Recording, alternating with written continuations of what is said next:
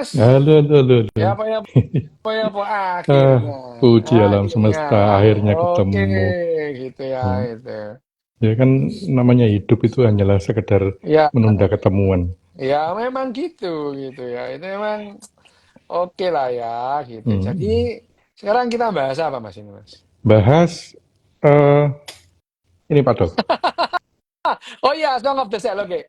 Aku Eh, baca eh, bukunya itu ya gitu. Jadi Song of the Cell. Jadi kalau kita berbicara Song of the Cell ini, buku ini itu aku dapatnya itu bulan Desember tahun 2022 gitu ya. hmm, Ya hmm, ini bukunya Mukherjee ini. Bukunya Mukherjee itu makin lama makin gede gitu ya. Jadi makin gede. Yang pertama itu yang cancer ya, itu ya, apa sure. namanya kerajaan apa apa namanya Malad of Disease apa Ma- kerajaan penyakit itu Maladis. ya, Maladis itu ya. Itu kecil. Terus dia bikin gen itu lebih gede Hmm, lagi. Lah ini lebih gede lagi gitu ya. Yang namanya jadi uh, buku yang namanya The Song of the Cell ini The Song of the Cell ini dipublish itu ya memang akhir akhir tahun 2022 lah ya. hmm. Kalau tidak salah sekitar bulan Oktober gitu. Nah, aku belinya itu bulan Desember 2022 gitu ya. Di datamu kerja. Nah, di di lah dia menulis buku ini pada saat pandemi sih ya, pada Iya. saat pandemi. Hmm, Dia saat pandemi. Nah, kalau kita berbicara mengenai buku ini ya, sekarang kita nih si data kamu kerja itu tidak seperti Jared Diamond gitu. Tadi aku bahas Jared iya. Diamond sama si Hmm. siapa namanya Sama dari situ itu. Cito gitu ya. Hmm. Sampai bahas gudik loh. Iya, tapi yang namanya Mukerja itu orangnya itu Hmm. emosional itu. Hmm. Dalam bukunya pun yang namanya Mukerja itu emosional gitu. Jadi Iya. ya, nah sekarang kalau kita mau membahas ini betapa emosionalnya si Mukerja ini, Hmm. kita nggak kali ini kita nggak usah membahas bab satu atau bagian satu dulu. Jadi yang namanya kalau nggak salah ya, kalau nggak salah nanti dikoreksi. Buku ini buku ini dibagi menjadi 6 bagian Hmm. gitu ya. Hmm. Dibagi dalam 6 bagian gitu ya. Nah bagian pertama itu kalau di bahasa Indonesia kan penemuan gitu ya. Penemuan judulnya Iya. itu. Di situ ada bab satu, bab 2, bab 3, bab 4, bab 5 di bagian satu itu. Nah, sekarang saya akan mengajak ini ya, para hadirin itu melihat betapa yang namanya Mukerja itu sangat emosional itu. Ya. Nah, di bab pendahuluan gitu. Jadi di daf- kalau kita melihat ini ada bab Iya. pendahuluan dan Iya. pengantar. Jadi ada Iya. dua ya. Itu menunjukkan betapa yang namanya Mukerja itu menulis buku itu. Nanti setiap bab itu juga gitu. Setiap bab itu kelihatan banget bahwa yang namanya Mukerja itu emosional gitu. Tapi justru itu kekuatannya Mukerja gitu ya. Mukerja beda dengan yang lain-lain itu karena Betul. Mukerja itu emosional, tidak seperti Jared Diamond yang Hmm. cool gitu ya. Jared Diamond itu kan cool gitu, apalagi Richard Dawkins. Richard Dawkins itu wis lah, itu dia Garing itu gitu ya. mati seperti mati Hmm. rasa gitu lah Hmm. kalau Richard Dawkins itu. Tapi kalau Mukherjee ini adalah apa namanya? Mukherjee ini begitu emosionalnya. Sekarang kita memasuki bab Hmm. pendahuluan gitu ya. Bab pendahuluan itu kalau di bahasa Indonesia kan itu adalah bagian dasar organisme gitu ya. Itu bagian itu. Nah, Nah, bukan kerja itu selalu gini di buku. Nah, aku juga tanya kemarin itu sama Mas Zain ini ya, itu mau bahas bukunya mau kerja, dimulai dari yang terakhir gitu ya. Iki unik kok iki ya. Mas Zain itu juga Mas Zain ini juga unik gitu. Jadi memulai membahas buku dari bukunya Mukerje yang terakhir. Apa? Song of the Cell ya gitu. Ditanya lah, sudah baca? Sudah gitu ya. Nah, itu akhir tahun 2022 aku udah baca, Desember itu sudah baca. Buku ini seperti buku-bukunya Mukherjee. Excellent ya. Hmm. excellent lah itu. Kalau ada yang di atas itu saya akan memberikan penilaian lebih dari excellent. Tapi karena di atas very good itu hanya excellent gitu ya, saya memberikan nilai I excellent see. untuk buku ini gitu ya. The Song of the Cell gitu ya. The Song of the Cell gitu ya. Nah, ini di bab pendahuluan itu dimulai dari yang namanya satu sequence dari bukunya apa jenenge itu apa apa Sherlock Holmes gitu ya.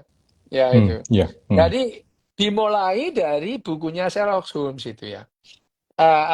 Sherlock Holmes itu pada saat itu dia berbicara dengan Dr. Watson. Dr. Watson Betul, gitu ya, betul. Dr. Watson. Ya, itu bukunya karya Arthur Conan Doyle gitu ya. Ya, itu ya. Gini, bunyinya itu gini kalau dalam bahasa Indonesia. Sederhana katanya gitu ya.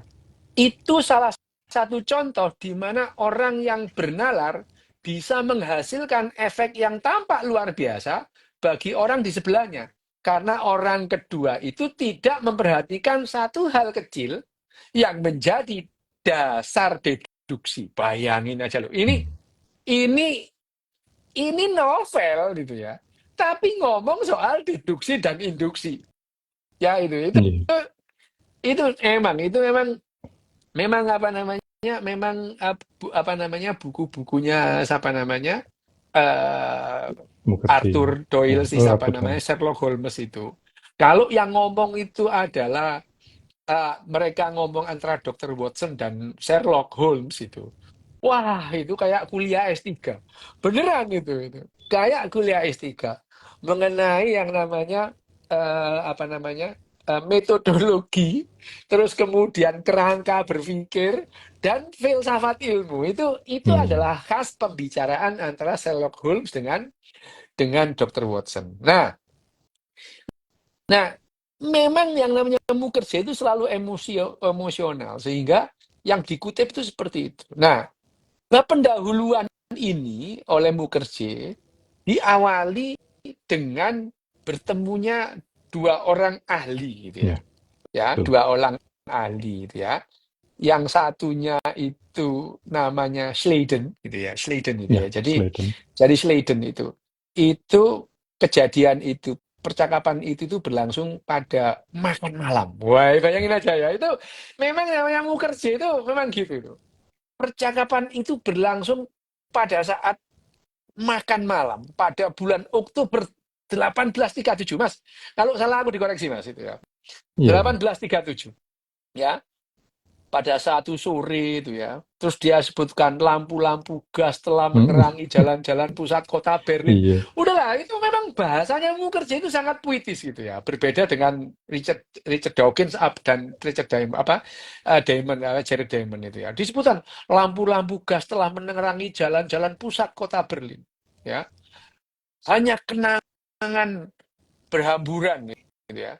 Dari malam itu yang tersisa gitu.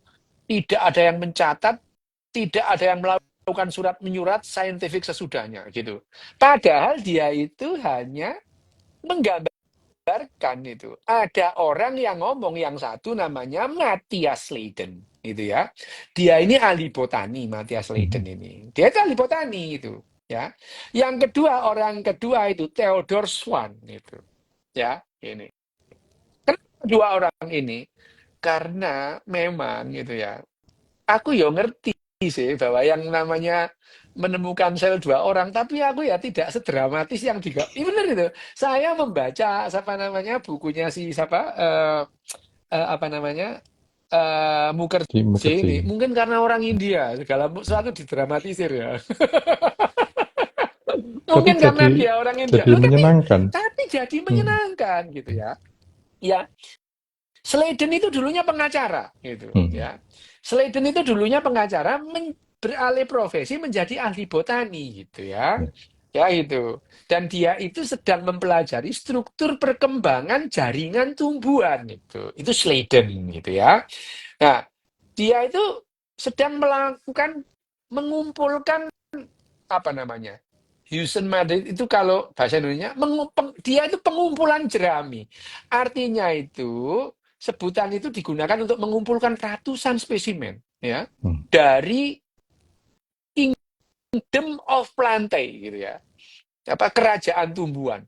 Dia ngumpulin tulip, bunga lonceng, cemara, rumput-rumputan, anggrek ya, linanthus, kacang erces itu ya, kembang bakung gitu. Pokoknya apa dikumpulkan lah. Makanya kegiatan itu disebut pengumpulan jerami gitu ya. Jadi dikumpulin saja. Nah, pada saat itu Swan dan Sheldon itu sedang membahas fitogenesis ya. Hmm. Jadi biologi zaman segitu tuh masih sederhana. Fitogenesis itu adalah asal mula perkembangan tumbuhan. Ya belum seperti sekarang itu. Mereka itu belum paham itu. Dia itu cuma ngumpulin ya gitu ya. Ya itu ya. Nah, pada saat yang namanya apa namanya kegiatan atau aktivitasnya mengumpulkan berbagai macam tumbuhan itu, Sladen itu menemukan sebuah kesatuan, kesamaan ya dalam hal rancang bangun gitu ya. Hmm. Betul. Rancang bangun dan susunan tumbuh-tumbuhan. Jadi tumbuhan itu berbeda-beda semua, tapi ada satu yang khas kesatuan itu ya. Nah, selama perkembangan jaringan tumbuhan, daun, akar gitu ya, kotiledon gitu, struktur itu disebut nukleus atau inti sel gitu ya. Ya. Jadi tampak sangat menonjol bahwa ada kesamaan. Meskipun bentuknya beda-beda gitu. Ternyata begitu sampai ke dalam itu ya. Itu Sladen itu ya Sladen waktu itu belum belum tahu itu fungsinya inti sel itu ya, belum tahu. Tapi dia hanya melihat bentuknya itu khas itu. Dan itu didapatkan pada semua tumbuhan gitu ya. Biar digambarkan oleh Mukherjee juga, yang lebih mengejutkan adalah keseragaman yang mendalam hampir sama itu ya dalam konstruksi jaringan-jaringan. Nah, itu. Jadi Sladen itu ada masalah di kembang bakung lah, apalah di mana di apa namanya rumput-rumputan lah itu. Pada pada gambaran yang lebih dalam, dia itu melihat kesamaan itu ya, kesamaan, ya kesamaan. Nah, jadi ya seperti bangunan itu. Bangunan rumah itu rumahnya boleh beda-beda, Hmm. tapi batu batanya itu Batu-batu. sama, gitu ya. Iya. Ah, batu-batunya sama, gitu ya. Jadi setiap tumbuhan itu tersusun atas unit-unit yang otonom dan mandiri, gitu ya. Jadi seperti ada tumbuhan dalam tumbuhan, gitu ya. Ada yang Hmm. namanya organisme dalam organisme, itu ya. Nah, Itu ada. itu yang disebut sel gitu ya. Jadi sel gitu ya. Jadi itu yang disebut sel. Itu yang pertama disebut sel. Setiap sel itu menjalani kehidupan ganda. Ya, itu. Ini ya bahasanya Mukherjee. Setiap sel itu menjalani kehidupan ganda ya. Dan setahun kemudian Sladen itu menulis gitu ya. Kehidupan yang sepenuhnya mandiri dalam perkembangan dirinya semata gitu ya. Dan kehidupan yang insidental ketika telah menjadi bagian dari sebuah tumbuhan. Jadi, itu yang disebut yang namanya aktivitas ganda dari Hmm. sel itu. Sel itu tumbuh sendiri, urip dengan ribut dengan dirinya itu. Ya, itu ya. Hidup dengan dirinya, tapi dia itu merupakan bagian yang lain dari satu kehidupan yang namanya tumbuhan gitu ya. Dia hanya ngomong soal tumbuhan itu karena yang namanya Sladen itu hanya mengamati tumbuhan, ahli Tumbuhan. botani gitu ya. Dia ini ahli botani gitu ya.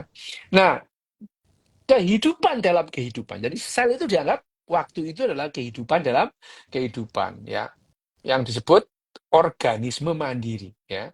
Suatu unit yang menjadi bagian dari keseluruhan. Dan itu adalah tulisan dari Sladen Sliden. gitu ya. Swan ini ngerungokno tok gitu ya. Jadi ya Hmm. ini ya Swan ini cuma mendengarkan itu.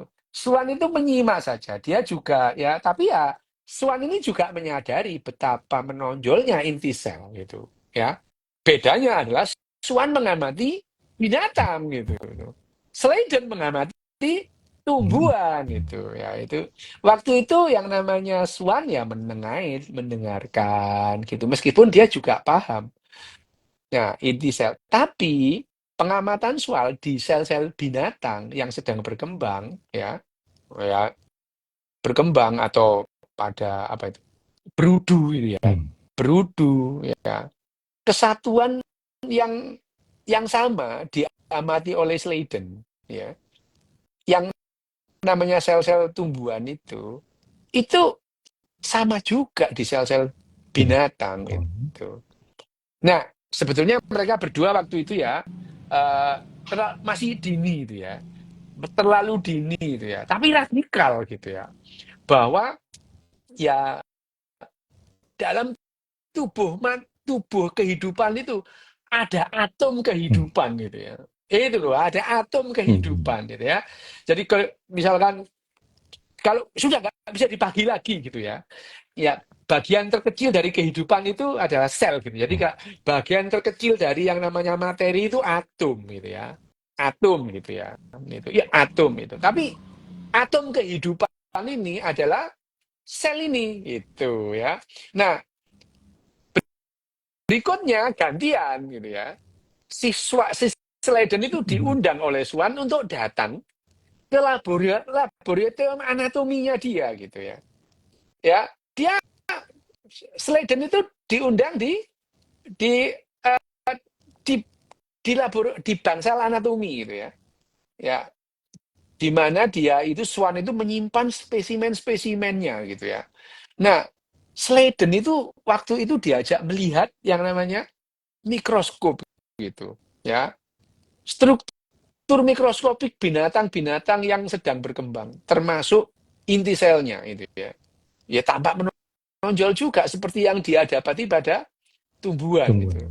Jadi binatang dan tumbuhan keduanya merupakan kelompok organisme hidup yang tampak berbeda. Tetapi pada tingkat sel itu sama Hmm. itu ya. Itu sama gitu ya. Jadi akhirnya gitu ya. Ya itu ya kemiripannya itu sama. Jadi di bawah mikroskop itu sama. Jadi ya akhirnya waktu itu Swan itu cuma berfirasat aja ya. Jadi malam itu di Berlin juga itu ya. Ya akhirnya yang itu dibilang dia itu akhirnya mengenang gitu ya. Keduanya telah bersama-sama menemukan kebenaran saintifik lah. Ini bahasanya mukerji banget lah itu ya. Ya itu. Nah, jadi pada tahun jadi akhirnya itu ya di buku ini disebutkan kan di itu pertemuannya itu kan di suatu sore tahun 1937. Nah, 1 tahun kemudian tahun 38 Sladen itu mengumpulkan hasil-hasil pengamatannya dalam makalah. Makalah gitu Hmm. ya. Dalam makalah yang berjudul itu eh, sumbangan bagi fitogenesis gitu ya. Sumbangan bagi fitogenesis. Setahun kemudian Swan menyusul. Jadi Sladen itu jadi mereka itu meskipun berpisah gitu ya. Mereka itu menulisnya meskipun mereka itu surat-suratan tetap itu ya. Sladen itu Swan kemudian menyusul karya Sladen gitu ya. Swan itu apa namanya? Swan itu eh, apa namanya? Menulis itu ya. Menulis tentang yang namanya ya apa? Laporan ya. Laporan tapi bukan hanya sekedar apa namanya semacam jurnal gitu. Dia nulis buku gitu ya. Dia nulis buku Swan itu ya. Ya buku tentang sel binatang tentunya ya itu sel binatang itu. Itu sel binatang itu judulnya itu kalau di bahasa Indonesia kan apa ya? Penelitian atau riset mikroskopis mengenai kemiripan struktur dan pertumbuhan binatang dan tumbuhan Hmm. gitu ya. Ya itu. Nah, Swan itu mengajukan bahwa tumbuhan maupun binatang tersusun oleh hal yang sama itu. Masing-masing merupakan agregat satuan-satuan mandiri yang sepenuhnya individual gitu ya. Nah, ini adalah pandangan awal dari yang namanya sel itu akhirnya membentuk jaringan. Jaringan itu membentuk yang namanya Organ. organ. Organ ketemu organ jadilah Hmm. individu gitu ya itu. Nah, ini yang pertemuan ini ya akhirnya mereka memang berdua antara Sladen dan Swan itu memang akhirnya mereka berdua itu pelopor yang namanya biologi sel gitu ya. Akhirnya ya memang Sladen itu akhirnya meninggalkan Berlin gitu ya, bekerja di Universitas Jena ya, terus kemudian Swan juga pindah ke Universitas di Leuven, Belgia gitu ya. Meskipun sudah pergi dari laboratorium di Muller ya, Berlin, mereka berdua tetap surat-suratan gitu ya, sebagai sahabat pena gitu ya. Tapi yang Kayak sampean dibicarakan, nih. iya ya kayak aku Bian punya sahabat pena gitu ya. Nah, apa namanya? Nah, di bab pendahuluan ini yang namanya si siapa namanya? eh apa namanya? Si siapa namanya? Mukherjee itu juga menjelaskan bahwa bukunya dia ini yang namanya The Song of the Cell itu akan menuturkan kisah sel gitu ya. Wah, pokoknya nanti kita bahas lah bab per bab betapa yang namanya Mukherjee itu emosional banget nyusun ini. Ya itu. Nah, tentang apa namanya? Kalau bahasa Indonesia, hikayat lah ya. Hikayat penemuan bahwa semua organisme termasuk manusia itu tersusun atas bagian-bagian dasar yang sama dengan binatang lain dan tumbuhan, bahkan dengan jamur, dengan bakteri itu kita sama gitu ya. Nah, lebih emosional lagi gitu ya, karena pada tahun 2017 itu ya, si siapa namanya Mukherjee itu menulis 3 artikel ya, Hmm. 3 artikel di majalah New Yorker kalau nggak salah, Mas, kalau salah dikoreksi ya itu. Yang pertama adalah mengenai kedokteran seluler. Nah, ini memang ahlinya dia gitu ya, bidangnya dia. Kedokteran seluler di masa depan tentang yang namanya terapi T-cell gitu ya, itu ya. Ya, mengenai terapi T-cell yang direkayasa ulang untuk menyerang kanker. Hmm. Jadi tahun 17 itu si siapa namanya Mukherjee ini, dia itu onkolog gitu ya. Ya, Dia itu ahli ahli ahli apa namanya? Ahli ahli kanker. kanker memang, apa dokter yang bekerja sebagai klinik kanker gitu ya. Itu adalah Mukherjee ini ya, Mukherjee. Mukherjee itu ahli ahli kanker. Jadi tahun 2017 sampai tahun 2021 itu dia menulis tentang yang namanya terapi T-cell yang direkayasa secara genetik untuk menyerang kanker gitu ya, itu adalah tulisan yang apa yang pertama gitu. Jadi dia nulis nulis 3 artikel pada saat 4 tahun itu. Artikel kedua itu dia membahas pandangan baru tentang kanker, ya, karena dia itu ahli kanker, ya, yang berpusat pada gagasan ekologi sel. Oh, ini memang orang ini jenius kok sebetulnya itu ya. Orang ini jenius. Ya, bukan sel-sel kanker yang diisolasi gitu, tapi kanker in situ. Jadi kanker yang masih belum berkembang itu. Mhm. Ya itu. Ya itu, kanker in situ. Dan kenapa lokasi-lokasi spesifik di tubuh itu tampaknya jauh lebih bersahabat bagi tumor ganas ketimbang organ lain gitu. Itu yang diteliti oleh dia pada bukunya yang kedua. Artikelnya yang ketiga ditulis pada awal pandemi gitu ya. Pada awal pandemi COVID-19 adalah mengenai bagaimana virus itu berperilaku dalam sel tubuh kita. Dan bagaimana perilaku itu bisa membantu kita memahami kerusakan fisiologis yang disebabkan oleh banyak virus di manusia gitu itu ya. Ya itu. Jadi dia itu akhirnya bertakon-takon pada dirinya gitu Hmm. ya. Dia itu bertanya-tanya itu mengenai ya bisa enggak ini 3 artikel ini terus kemudian gitu ya, 3 artikel itu dijadikan satu terus kemudian dia menjelaskan secara menyeluruh kisah tentang sel dan rekayasa seluler gitu ya itu.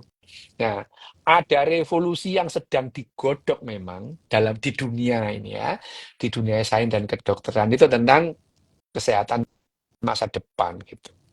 Nah, dari benih-benih artikel itu, 3 artikel itu, jadilah buku ini, itu ya, itu. Ya, jadilah buku ini. Ya, itu. Jadi, jadi kisahnya itu dimulai pada tahun 1660-an. Nah, ini kan gayanya mau kerja itu selalu gini. Dia itu lompat dari satu tahun ke tahun yang lain. betul, Ini betul. memang Hmm. Mukherjee ini malah kita itu kalau kita itu membaca bukunya Mukherjee, kita memang kayak nonton film India, beneran itu, bener itu ya. Bagaimana hal yang saintifik dibawakan dengan gaya dramatisnya orang India. Memang beda dia itu, memang beda. Dia tidak seperti Jared Diamond, dia tidak seperti Rich Dawkins, apalagi seperti siapa Yuval. Enggak, dia itu dramatis itu ya. Jadi dia memulai mengatakan ya, eh, yang namanya apa namanya kisah kita itu kita bermula tahun 1660-an dan 1680-an. Ketika seorang penjual kain yang penyendiri gitu ya Hmm. dari Belanda, ya seorang serba bisa yang tidak ortodok gitu dari Inggris bekerja sendiri-sendiri dan bekerja jaraknya itu 300 kilometer. Ya, mereka memandang mikroskop gitu ya. Nah, lalu dia membicarakan orang itu kayak gitu loh ya itu. Tayangan aja gitu ya. Ya itu jadi orang itu melihat mikroskop dia itu ya itu gitu memandang mikroskop rakitannya sendiri. Ya, Hmm. padahal dia itu menceritakan Anthony van Leeuwenhoek gitu Iya, itu. itu Ya dulu tak itu. pikir itu dokter itu, si Iya, Anthony itu. Anthony van Leeuwenhoek dia itu Ternyata bakal dodolan kain. bakul bakul kain itu ya. Tapi kalau sampein ke Amsterdam itu ada yang aku sering tiap bulan ke sana itu yang namanya Hmm. apa namanya Rumah Netherlands Cancer sakitnya. Institute Hmm. itu adalah rumah sakit Anthony van Iya, Leeuwenhoek gitu ya kemarin lihat itu. itu ya itu rumah sakit Anthony van Leeuwenhoek itu ya. Nah, dia juga itu yang menyebutkan sebagai atom kehidupan itu ya gitu Hmm. itu ya. Jadi tapi dalam bukunya aku sarankan lah bacalah buku ini. Buku ini memang buku ini keren lah gitu ya itu ya. Wah bagus ya. Memang buku ini bagus. Saya merekomendasikan membaca buku ini gitu. Jadi kalau baca buku ini tuh kayak nonton sinetron India gitu. Dengan lo beneran ini dengan apa? Dengan bahasan yang sangat ilmiah. Bahasanya saya agak rumit ya bahasanya karena dia itu puitis itu siapa namanya Hmm. Iya, si Mukherjee ini Mukherjee. puitis sehingga bahasanya itu jaga bahasa puitis ya. Ya, jadi dia mengatakan ya, saya memanfaatkan pokoknya dia Mukherjee itu memanfaatkan itu banyak sumber, ya wawancara, ya pertemuan dengan pasien. Nah, Hmm. dengan Iya. pasien itu ya. Ini yang membuat dia selalu emosional menceritakan pasien-pasiennya gitu ya. Di sini nanti dia bertemu bagaimana emosionalnya dia melihat dua orang pasien. Hmm. Yang satu gagal mati, Iya. yang Hmm. satu dari mau mati langsung hidup itu Hmm. dan seger buger, sehat, jati pulih, jati wuni gitu ya. Ini adalah pengalaman Mukherjee sendiri karena Mukherjee itu memang ahli kanker gitu ya. Ahli kanker. Ada satu orang ya yang kelihatannya mengalami remisi gitu ya. Setelah diobati dengan yang namanya T-cell tadi itu. T-cell, Hmm. T-cell yang Iya. direkayasa ya. T-cell yang direkayasa gitu. Jadi dia ini apa namanya? Dia ini si Mukherjee ini mengobati mengobati seseorang gitu ya. Mengobati seseorang yang mengalami sakit itu ya. Nah, eh, yang namanya siapa namanya Mukherjee ini keren lah. Memang sebetulnya ya kalau kita sekali lagi ya kalau kita melihat Mukherjee ini, saya merekomendasikan untuk membaca buku ini karena bahasan kita itu tentu akan sangat sangat longgar. Artinya sangat apa namanya gambaran umum dari buku ini gitu ya. Kita nggak mungkin membahas buku ini bab apa alinea demi alinea yang sangat apa namanya sangat puitis itu ya jadi Mukherjee sendiri itu ya pada buku ini dia itu menceritakan dua orang pasien gitu ya yang satu pasien itu adalah seorang jurnalis gitu ya, yang mengalami melanoma di di wajah. pipinya itu. Nah, di wajahnya itu ada yang namanya tai lalat gitu ya, tai lalat itu ya. Tai lalat itu pada suatu saat ibunya orang ini gitu ya. Ibunya orang ini melihat tai lalatmu jadi gede gitu ya itu. Udah Ya itu. bukan tai lagi ya. Bukan tai lagi itu, bukan tai lalat, tai orang gitu. Ya. Orang ini itu terus kemudian datanglah ke Mukerja karena Mukerja itu memang dia itu ahli kanker gitu ya, ahli kanker gitu, ahli jurnalis itu kanker. Terus kemudian Mukerja mengatakan ini kankermu ini kanker ini gitu ya. Dan ini sudah menyebar gitu ya gitu. Tapi ya karena ada penemuan baru yang namanya T-cell, aku juga dapat sih itu gitu ya, yang namanya imunoterapi itu. Imunoterapi. Aku termasuk orang yang pertama mendapatkan imunoterapi itu ya. Dan yang dilakukan kerja terhadap pasien ini adalah terapi T-cell yang sudah direkayasa secara genetika dan sangat mengejutkan setelah diberikan terapi T-cell ini langsung dramatis yang namanya kankernya ini remisi itu. Remisi itu menuju perbaikan gitu. Menuju perbaikan gitu ya. Menuju perbaikan gitu. Nah, pada saat perbaikan mendadak itu ya. Mendadak saja itu ya. Mendadak saja orang ini mengalami liver autoimmune disease itu. Ya. Liver autoimmune disease itu. T-selnya tadi menyerang sendiri ya. Karena T-selnya itu meracuni atau memberikan livernya itu menganggap T-selnya itu sebagai lawan juga gitu. Autoimmune disease itu. Ya lah ya. Pada saat T-selnya itu ya, T-sel itu sel T-nya itu terus kemudian dia menyerang kanker dan kankernya itu remisi orang ini gitu ya, orang ini mengalami remisi kanker gitu ya, ya pada saat itu juga gitu ya, bayangin aja pada saat itu juga orang ini mengalami yang namanya Autoimun. autoimmune liver disease itu. Dan ini membuat dia, ya tadi, membuat dia sakit itu. Sakit lagi gitu ya. Dia sakit lagi gitu. Yang namanya orang ini sakit lagi gitu. Sakit lagi tapi beda jurusan kan? Ya kankernya tumbuh lagi gitu.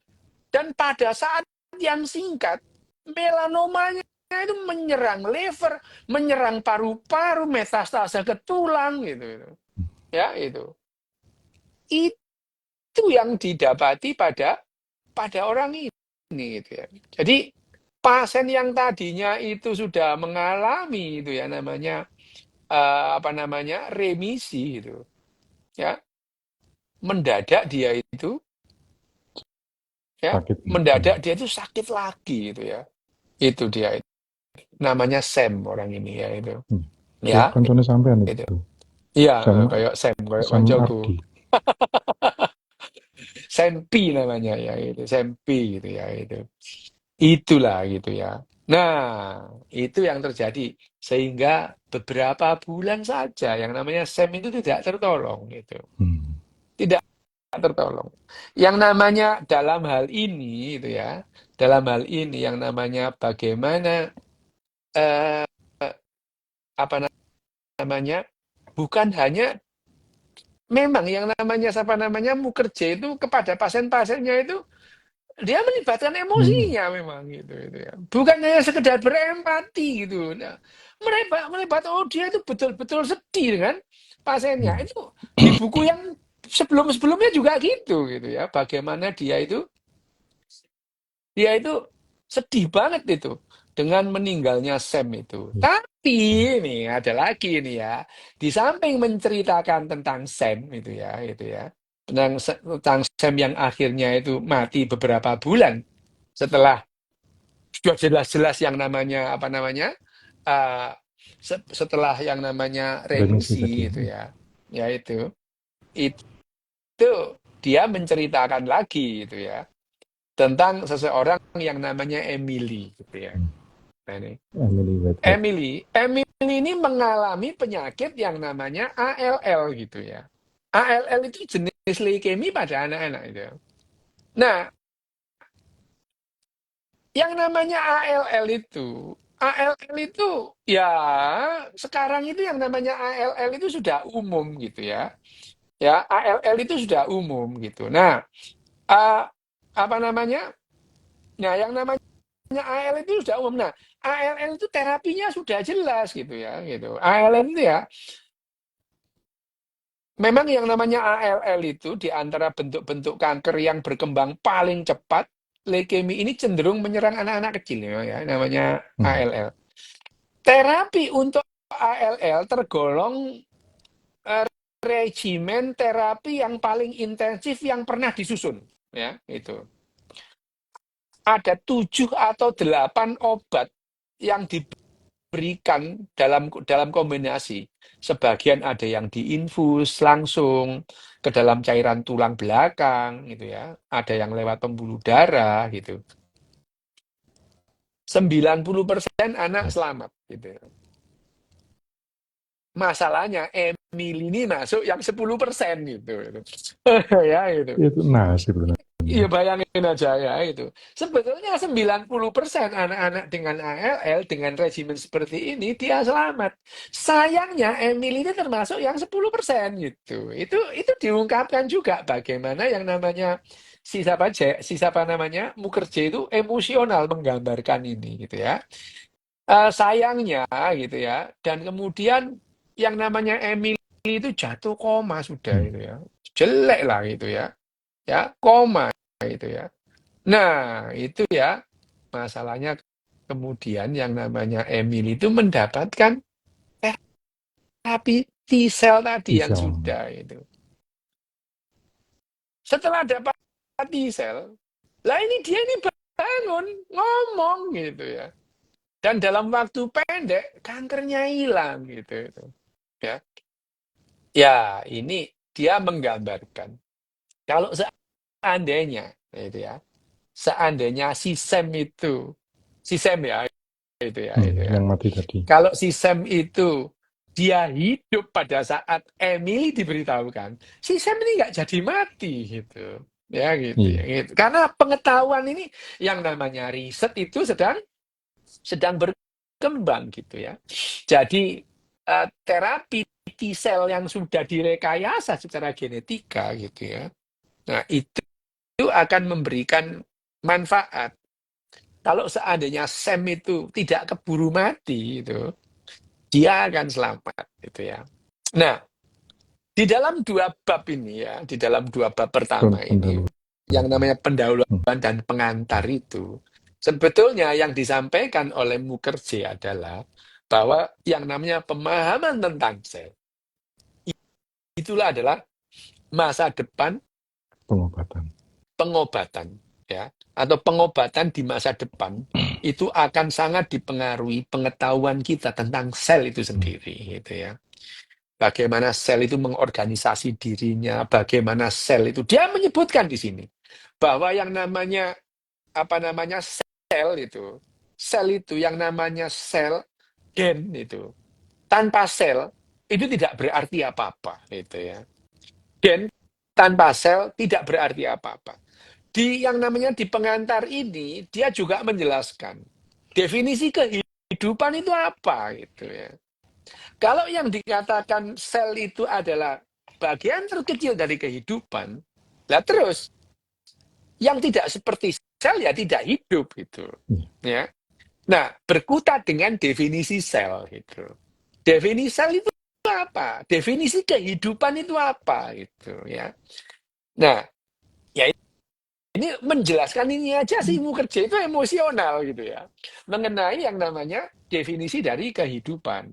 Bahwa dia yang namanya organisme itu harus bisa mempertahankan keseragamannya, terus kemudian bisa membuat dan mengolah makanannya sendiri. Dia juga harus bisa bereplikasi, bisa Reproduksi. bereplikasi. Reproduksi itu adalah syarat-syarat dari kehidupan gitu ya. Nah, ada lagi yang tidak disebutkan sebetulnya. salah satu ciri dari kehidupan adalah bisa mati. Itu ya, itu dia tidak menyebutkan itu. Iya, Sebetulnya iya. kalau kita berbicara tentang biologi gitu ya, salah satu ciri kehidupan adalah bisa mati gitu. Kalau tidak bisa mati, ya bukan kehidupan namanya gitu ya. Ini adalah doktrin biologi, doktrin memang gitu. Kita memberikan batasan-batasan. Karena Mukherjee juga bilang bahwa yang namanya kehidupan itu bukan kondisi tunggal gitu. Hmm. Jadi kok kehidupan itu seperti menu gitu yang harus ada gitu ya. Nah, dia di sini menjelaskan bahwa yang namanya gen itu ada di DNA itu ya. Gen itu bisa berfungsi kalau ada dalam sel gitu. Di luar sel, gen itu bukan apa-apa gitu. Tapi sel juga tidak bisa apa-apa kalau tanpa Hmm. DNA gitu ya. Jadi dia itu menyebutkan bahwa sel dan DNA itu seperti dua hal yang terpisah, tapi dua-duanya itu adalah Harus ada bareng.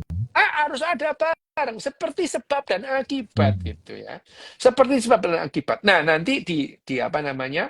Di bab-bab selanjutnya itu menjelaskan itu akan apa yang dimaksud ini, bahwa yang namanya gen itu memberikan kode gitu ya. Memberikan kode. Gen itu kode dibaca oleh sel gitu ya. Dibaca oleh sel. Bagaimana sel membaca kode? Menggunakan protein gitu ya itu. Menghasilkan protein. Jadi kode tadi diubah jadi protein gitu ya. Protein ini merupakan perintah berikutnya gitu ya. Itu jadi di awal di pendahuluan ini, di pendahuluan dan pengantar itu memang Mukherjee itu mencoba menyederhanakan hal yang rumit. Iya. Sel itu rumit itu ya. Sel itu rumit itu. Sulit membahasakan ini. Memang tapi saya jadi eh, agak punya apa namanya? Agak jadi punya cara untuk menjelaskan kepada orang awam ini gitu ya. Orang awam-awam yang mendengarkan itu tentang sel ini. Hmm. Rumitnya biologi molekuler di dalam sel itu. Dibahasakan secara awam oleh Mukherjee gitu ya itu. Oleh Mukherjee. Dengan Saya akan dramaturgi India mencoba tadi ya. saya akan mencoba mengikuti gaya Mukherjee supaya para pendengar ini, para pemirsa ini bisa memahami ya, memahami. Jadi yang namanya gen itu ada dalam genom kita. Genom kita itu genom manusia terdiri dari 23 bab yang namanya kromosom gitu ya. 23 bab yang namanya kromosom. Jadi genom itu buku yang isinya adalah sejarah, petunjuk teknis, petunjuk pelaksanaan, blueprint tentang tentang kita itu, tentang yang namanya spesies kita itu. Nah, spesies kita itu, spesies manusia ini di dalam inti sel ada yang namanya genom. Tapi gen tidak hanya dalam inti sel, gitu ya. Hmm. Gen itu ada dalam mitokondria juga, gitu ya. 4% gen kita itu ada dalam mitokondria. Nah, sisanya ada dalam dalam yang namanya Inti. kromosom. Nah, dalam kromosom. Kromosom itu sebetulnya adalah bab. 23 bab dari buku genom kita. Buku. Loh ini bukan rumah memang bisa dibaca gitu ya. Dibaca itu. Jadi genom itu bisa dibaca. Cuman kadang bacanya harus dari kiri ke kanan, dari kanan ke kiri gitu. Ya. Untungnya kalau dari kiri ya kiri terus, kanan terus dalam satu alinea itu. Jadi nggak kebolak-balik. Jadi kita akhirnya gampang gitu ya. Itu kayak Jadi Latin iya Arab ya gitu ya. gitu Tapi ya. nggak ada yang Itu atas bawah kayak Jepang ya. enggak ada itu ya. Nah, genom itu buku memang berisi 23 bab yang namanya kromosom, 23 bab.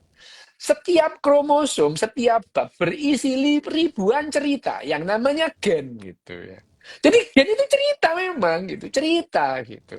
Cerita narasi gitu. Ada ada 25.000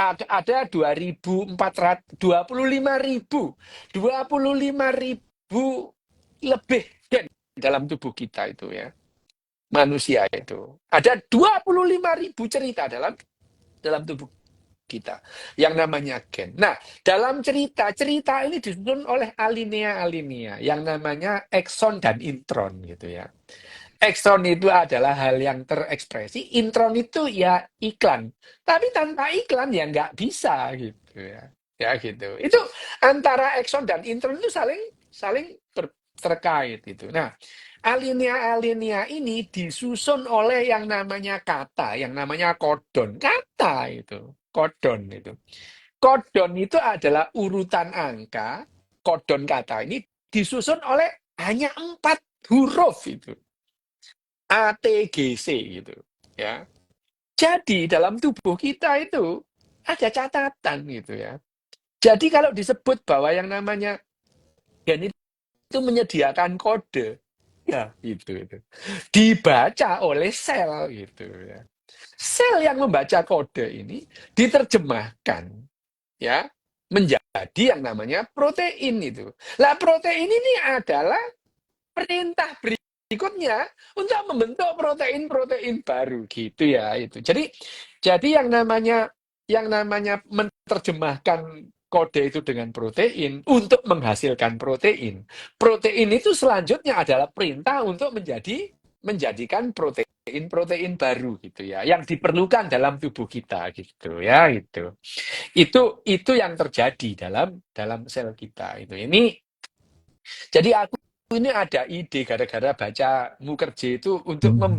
membicarakan yang namanya eh, apa namanya sel itu secara secara secara awam gitu.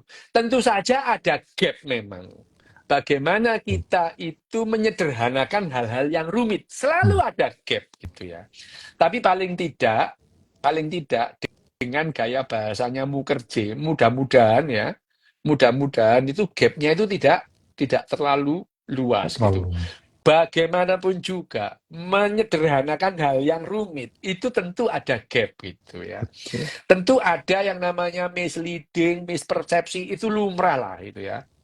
Tapi nanti setiap bab itu saya akan mencoba dengan gayanya Mukherjee gitu ya. Hmm. Gayanya Mukherjee, mungkin tak koreksi, tak tambahin dikit gitu ya itu. Itu dengan bahasa populer gitu ya. Ya, memang tetap saja yang namanya biologi sel atau biologi molekuler itu rumit banget lah, rumit banget itu. Jangankan loh ya orang awam, dokter aja enggak banyak yang paham gitu ya. Enggak banyak yang paham gitu ya. Enggak banyak gitu. Kalau di sini tadi ada dokter Iwan itu ya. Dokter Ya. Iwan tadi berkeseliweran. Dia itu dokter penyakit dalam. Tentu dia mendalami lah yang namanya biologi molekuler itu ya. Karena ya sekarang biologi molekuler itu salah satu kajian yang dokter penyakit dalam itu pada umumnya itu mendalami gitu ya. Itu dokter Iwan tadi yang keliweran Iya, tadi ada. Hmm. itu dokter Iwan ini spesialis penyakit dalam ya itu dan di Surabaya staf UNER gitu ya, staf UNER penyakit dalam itu. Tentu dia eh, paham gitu dan nanti ya kalau aku ngomong tentang biologi molekuler, dokter Iwan ya paham gitu. Orang dia kajiannya. Cuman membahasakan dengan bahasa populer Wah, ngel.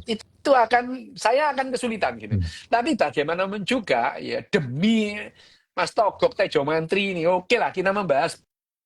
Tapi ya tapi aku mikir ya tadi, iki gaplek iki yo, Mas Yandi yo. Mulai dengan sel gitu.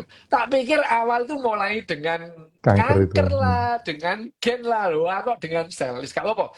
Meskipun demikian, mungkin kita akan nanti kalau kita mundur ya Hmm. dari kita bicara mengenai sel, terus mengenai gen dan mengenai buku yang pertama Hmm. kanker Hmm. itu, kita akan mendapatkan kemudahan gitu ya. Hmm. Karena sesungguhnya setelah kesulitan ada kemudahan. Ini nama Al itu ya. Ya, inna ma'al yusri yusra wa Serius. inna ma'al usri yusra itu ya. Itu ya. Bingung malah tekan Sesungguhnya kono. setelah ada kesulitan akan ada kemudahan. Tapi jangan lupa setelah ada kemudahan ada kesulitan lain gitu. Ya itu gitu. Itu adalah pendahuluan dan pengantar yang disampaikan oleh apa namanya Mukherjee. Mukherjee gitu ya dalam buku ini ya The Song of the Cell gitu ya, Hmm. nyanyian dari sel gitu ya.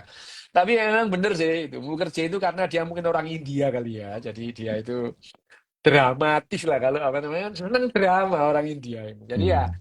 tapi sekali lagi buku ini gitu ya. Kalau saya itu referen apa namanya mereview buku ini ya, ya buku ini ya excellent lah gitu Excellent. ya. Excellent itu.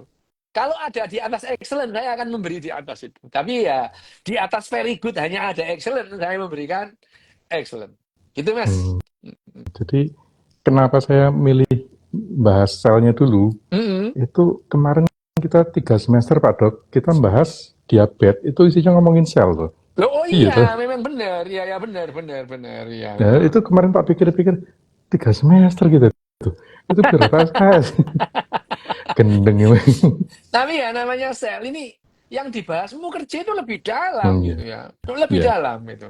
Tapi tidak apa-apa, nanti saya akan mencoba ngikuti alurnya Mukerja untuk Hmm. menjelaskan ini ya. Mudah-mudahan khalayak tidak bosen itu ya. Mudah-mudahan itu. Ya memang Mudah-mudahan. sebaiknya akan ada baiknya kalau membaca dulu gitu ya. Ya membaca dulu. Biasanya kalau aku ini Mas, ya ngasih itu orang tak suruh baca dulu. Kamu Hmm. baca dulu gitu. Nanti Hmm. kita diskusi gitu. Hanya saja ya ini buku berat sih sebetulnya gitu ya. Buku berat. Bukunya kerja itu buku berat itu ya. Orang yang tidak mempunyai minat besar akan capek baca bukunya itu. Capek gitu. Iya. Tapi ya mungkin melihat gayamu kerja yang kayak mirimani Dramaturgi. beli cepat mati tackling encer itu ya itu akan menarik banyak orang untuk membaca karena memang Mukherjee gayanya memang bagus lah gitu. Hmm. Selain dia itu memang di ahlinya, dia itu ahli genetika, ahli sel, ahli kanker itu dan dia berbicara pada bidangnya. Jadi ya, seperti Jared Diamond atau Richard Dawkins, dia berbicara pada bidangnya. Dia bagus banget. Itu Mas. Hmm. Oke, yes. Nanti kita Sebelumnya, lanjutkan bab satu apa? ya sebelumnya tuh eh, saya mau ngomongin ini apa eh, konsep dasar pengetahuan dari Ruslanologi. Kenapa? Ini nih, ini nih, Apa? kita enggak? Iya, itu. Iku kan Iya. disampaikan itu. Eh, Eh, Beli di Cito. tempatnya Cito. Oh Iya. iya, ya, bagus lah Cito Hmm. itu. Jadi Iya, walaupun tadi Pak Dok bilang ini excellent sebaiknya baca, tapi ya tetap aja balik lagi. Orang iya, iya, kabeh-kabeh iya. kayak gitu. Tidak semua kalian harus Hmm. tahu. Dan tidak semua harus tahu kalian gitu ya. Itu. Ya, itu. Iya, Ya, tidak gitu. semua kalian perlu tahu, tapi tidak semua perlu tahu kalian. Lo jangan merasa penting gitu. Iya. Oh iya, buku Ya, ini itu. benar-benar membuat merasa tidak penting loh dok. Loh, gini Mas. Yang namanya merasa tidak terlalu penting itu bagus. Ya bagus. Kalau sampean merasa penting, Mas, sampean sulit untuk bilang minta maaf. Hmm. Itu sulit itu. Hmm. Ya. Minta maaf dan terima kasih itu memerlukan perasaan tidak terlalu penting gitu. Ya. Iya, Jadi orang Jepang itu dari kecil dididik, dilatih untuk tidak merasa penting gitu ya. Ya, merasa jadi jadi sekurup dari satu mesin gede ya. iya, kita itu merasa menjadi satu bagian kecil dari sebuah sistem besar itu ya. Hmm. Gitu ya. Mm-mm. Itu masih caw tuh jangan cuma nanya desain tok, buruan beli. Wical iki Hmm. nondan tuku ojo desain tok Hmm. ae Nah, setelah baca si Anthony van Leeuwenhoek, nah gitu ya. Nah, terus bener-bener gendeng ngomong zaman dulu itu gila ya. Nah, iya itu. Anthony van Leeuwenhoek itu loh. Dia yang pertama melihat yang namanya sel itu sebenarnya dia Hmm. itu. Hmm. Sebetulnya dia Iya, yang melihat pertama sel itu adalah Anthony. Cuman karena dia itu bukan bukan ahli botani, bukan hmm. ahli apa gitu ya. Bukan Jadi dia tukang komunitas tukang sains ya. kain gitu ya. Iya, Dia itu baru penemu kain. yang namanya mikroskop itu ya itu. Ya gitu. Kita itu Hmm. menemukan mikroskop dan dia melihat itu. Anthony van Leeuwenhoek yang bicara tentang atom kehidupan itu. Tapi memerlukan waktu hampir 300 tahun itu. 200 tahun ya. 200 tahun dari yang namanya Anthony van Leeuwenhoek itu melihat pertama kali melihat yang namanya sel sampai kemudian dijelaskan secara gamblang oleh yang namanya Swan dan Sladen itu ya. Tapi ya dan setelah itu bergulir dengan cepat bahwa yang namanya pengobatan-pengobatan di masa depan itu sangat tergantung bagaimana pemahaman kita tentang kerjanya sel ini ya. Tentu pengobatan-pengobatannya itu akan makin spesifik ya, tidak sama setiap orang. Itu ya. Itu kira-kira seperti itu. Pak Dok udah 57 satu pertanyaan saja Pak Dok ya. Oke, satu pertanyaan. Oke. Tapi ini ya rada nyambung. Apa biasa itu. Dok, katanya dalam The Selfish Gene kan manusia tujuan utamanya untuk mereplikasi gennya banyak-banyak. Terus kaum homoseks gimana dong? Mereka kan nggak berketurunan. Ya nggak apa-apa, memang tidak semua harus berketurunan itu. Ya, sekarang itu ya itu. Ini Dokter Iwan Sulianto itu yang kita bacakan tadi itu, yang kita bicarakan tadi. Loh, ya kaum homoseks ya biarin aja, nggak punya keturunan, nggak apa-apa gitu. Ya Pak, misalkan 100 orang, menurunkan 100 orang kan nggak apa-apa gitu. Misalkan satu pasangan homoseks nggak punya keturunan, yang heteroseks punya 4 keturunan. Nah, dalam waktu satu generasi jadi 2 kali lipat sudah gitu. Ya gitu. Sama aja, ada orang yang takut mati, ada orang yang rela mati gitu ya. Yang rela mati melindungi kamu gitu. Jadi gen di sini itu bekerja secara spesies, bukan untuk individu gitu. Jadi yang dinamakan selfish gene itu tidak bekerja pada individu, tapi bekerja pada spesies itu. Spesies. Ada orang yang rela mati itu. Itu melindungi itu. Orang yang rela mati itu dia mati itu. Tapi melindungi kamu sehingga spesiesnya nggak punah itu. Jadi yang namanya selfish gene pada Dawkins itu bekerja pada spesies, bukan bekerja pada individu itu. Ya, itu. Jadi jangan gambarkan selfish gene itu bekerja pada individu, tapi bekerja pada spesies itu. Jadi spesies itu, satu spesies itu mengakomodir yang namanya keselfishan atau keegoisan gen itu. Supaya dia tetap ada gitu ya. Makanya yang namanya spesies itu bertahan lama karena gen itu egois. Nggak peduli ada berapa yang mati dalam satu spesies itu ya. Nggak peduli, gen itu nggak peduli. Yang penting gen itu begitu dia sudah melompat ke generasi berikutnya, kamu udah nggak diperlukan lagi nama gen itu gitu ya. Dia udah melompat, mati aja kamu gitu. Itu yang disebut selfish gene pada Richard Dawkins ya. Jadi Richard Dawkins yang namanya selfish gene atau gen egois di sini adalah gennya itu tidak peduli pada yang namanya individu. Itu nggak peduli dia itu ya. Dia nggak peduli gitu ya itu. Yang penting dia bisa melompat ke generasi berikutnya gitu ya. Oke. Ya, berhubung waktunya habis Pak Dok, matur nuwun sekali. Nanti ya, kapan-kapan kita lanjut kalau pas waktunya cocok. Kita ketemu lagi ya. Oke. Matur nuwun sangat. Terima kasih banyak teman-teman. Kapan-kapan nanti ketemu lagi.